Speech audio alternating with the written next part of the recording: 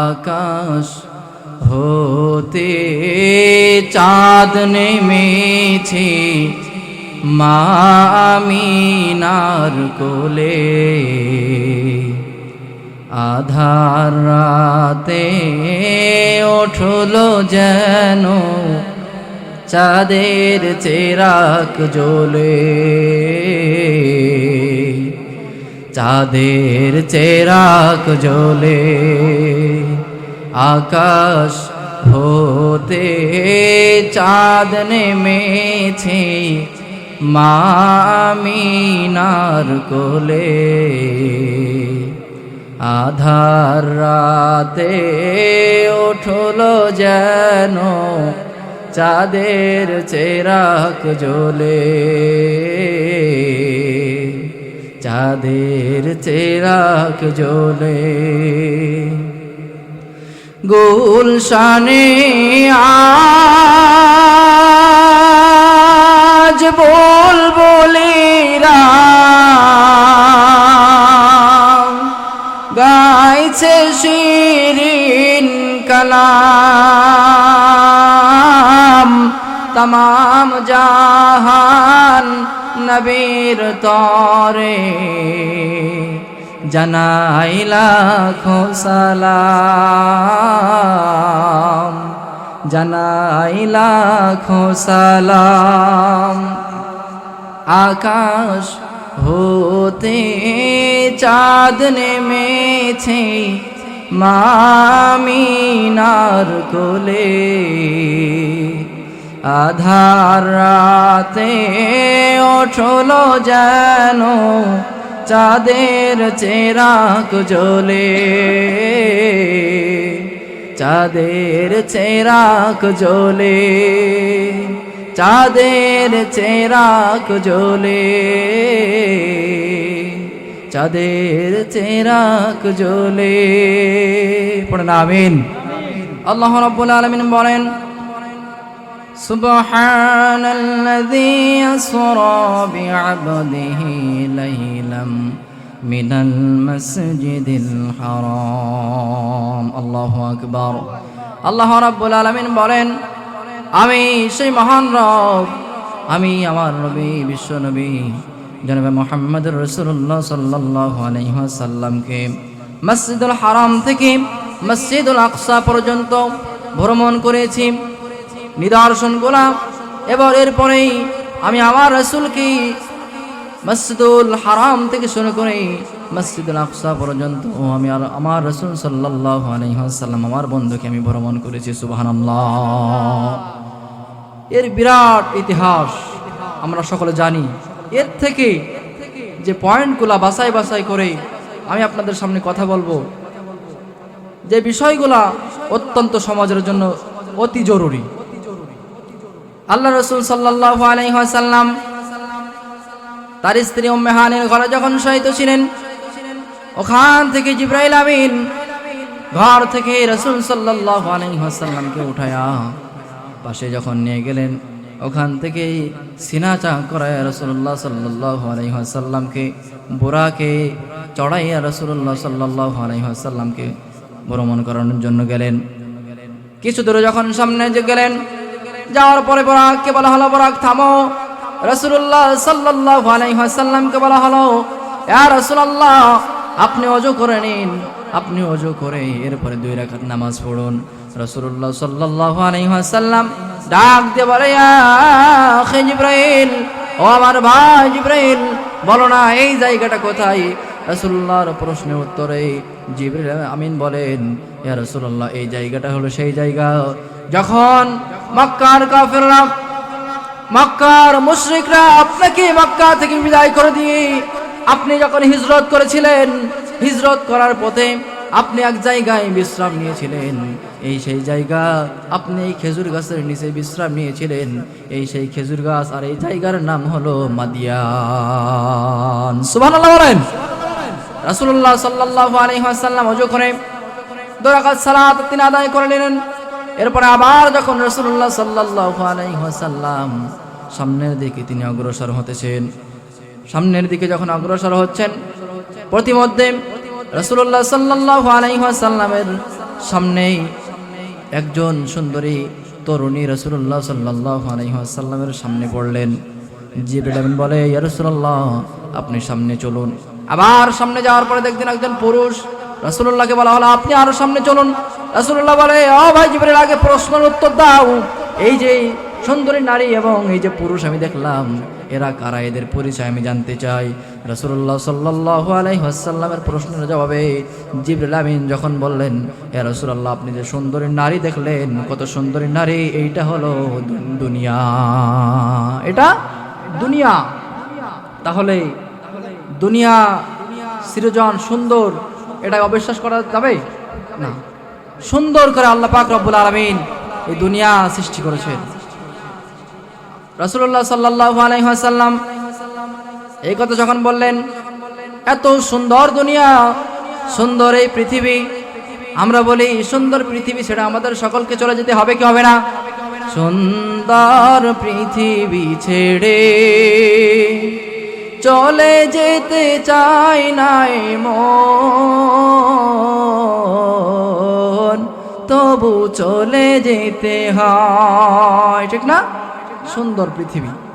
এরপর রাসূলুল্লাহ সাল্লাল্লাহু আলাইহি ওয়াসাল্লাম বললেন, এই যে পুরুষ, এই পুরুষটাকেই তখন জিবরাইল আমিন বলেন, ইয়া রাসূলুল্লাহ, এই পুরুষটা হলো ইবলিস, শয়তান। নাউজুবিল্লাহ বলেন।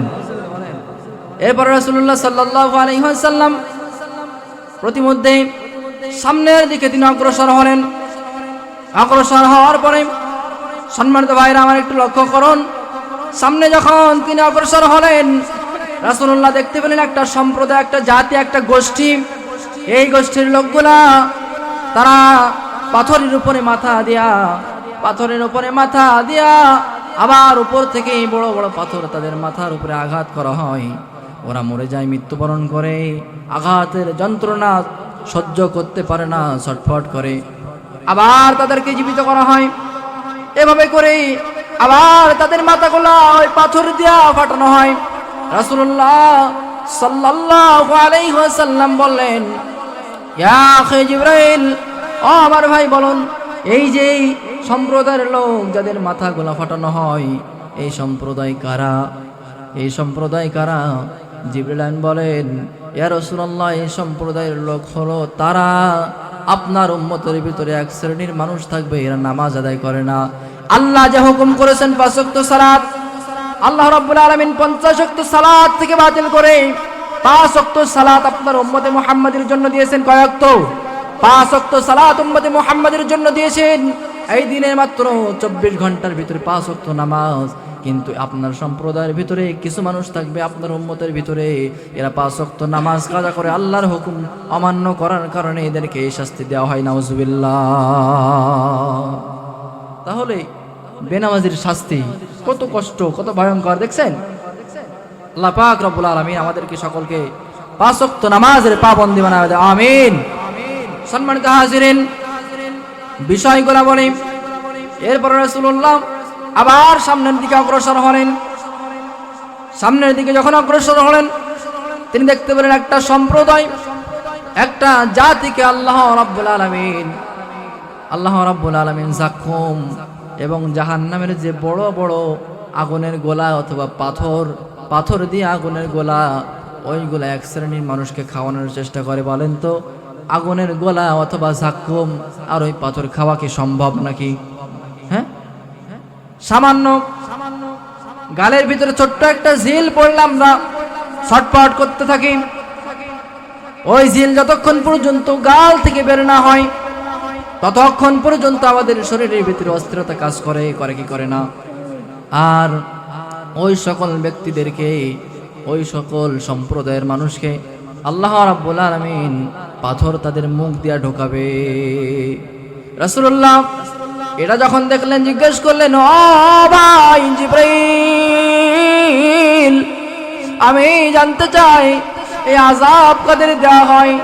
রাসূলুল্লাহ যখন প্রশ্ন করলেন, জিবরাইল আমিন বলে, ইয়া রাসূলুল্লাহ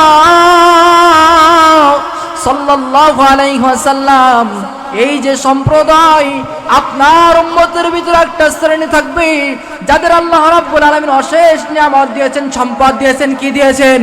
সম্পদ দিয়েছেন।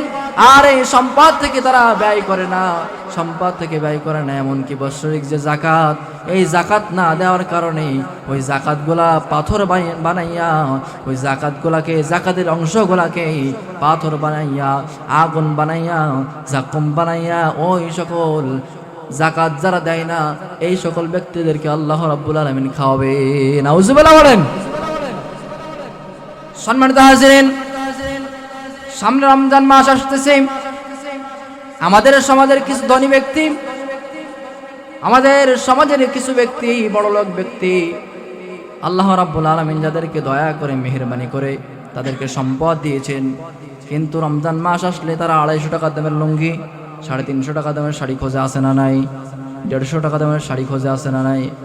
তা ওই যে শাড়ি দিবে, লুঙ্গি দিবে, সকালবেলা 6টার সময় শুরু করবে, শুরু করা ভিডিও শুরু করে দিবে, ক্যামেরা শুরু করে দিবে, লাইন লাগায়া দিবে। বলুন তো, একজন ভিক্ষুক যদি সারাদিনে হেঁটে বেড়ায় তাহলে তার 100 থেকে 1000 থেকে 2000 টাকা ইনকাম হয় কি না? তাহলে যার জাকাত পরিপূর্ণ দিচ্ছেন না, আবার তার দিনের সময়গুলো নষ্ট হচ্ছে কি হচ্ছে না? হচ্ছে না? এই যে তার পরিপূর্ণ যার হক, জাকাত যে পাওয়ার যোগ্য, তাকে জাকাত দেওয়া পরিপূর্ণভাবে হচ্ছে না। এই যে সম্পদগুলো আপনি রাখতেছেন, বিশ্বাস করেন জাকাতের সম্পদ যদি আপনার 1 পয়সা, লক্ষ টাকা আপনার হালাল টাকা, জাকাতের 1 পয়সা যদি হারাম টাকা আপনার লক্ষ টাকার সঙ্গে থাকে, ওই লক্ষ টাকাও ঠিক তেমনই নাপাক হয়ে যাবে। যেমনি করে ভাবে এক গ্লাস দুধের ভিতরে 1 ফোঁটা মাত্র গরুর চেনা অথবা ছাগলের প্রসাব দিলে যেমন নাপাক হয়ে যাবে, ঠিক তেমন করেও আপনার ওই সম্পদগুলো নাপাক হয়ে যাবে। আর নাপাক বস্তু খাওয়ার কারণে আল্লাহ রাব্বুল আলামিন ঠিক তেমনিভাবে আপনাকে জাহান্নামীদের মতো ওই রকম শাস্তি দিবে। ঠিক না বেটি? আল্লাহ পাক রব্বুল আলামিন আমাদের সকলকে পরিপূর্ণভাবে যাকাত আদায় করার তৌফিক দান করুক। আমিন। সম্মানিত হাজিরিন, রাসূলুল্লাহ সাল্লাল্লাহু আলাইহি ওয়াসাল্লাম আবার সামনের দিকে তিনি অগ্রসর হলেন। লক্ষ্য করতেছেন তো নাকি? সামনের দিকে আবার ওই ডেকসির ডান পাশে সুন্দরভাবে মশলা দিয়ে, ঝাল পেঁয়াজ জিরে মরিচ দিয়ে সুন্দর করে লোভনীয়ভাবে গোশত রান্না করা রয়েছে। ওই যে গোশত ডেকসির ভেতরে আছে, বাম পাশে আর একটা ডেকসি রয়েছে, ওই ডেকসির ভিতরেই পচা মরা গরু এরকম নাপাক জিনিসগুলা ওই ডেকসির ভেতরে রয়েছে। বড় ডেকসির ভেতরে যখন রয়েছে, এক শ্রেণীর মানুষ সোজা হয়ে যায়, গিয়ে ডাইনে যায় না। বলেন তো, আমরা বিবেকবান মানুষ ডান দিকে যাব না বাম দিকে যাব? কোথায় যাব?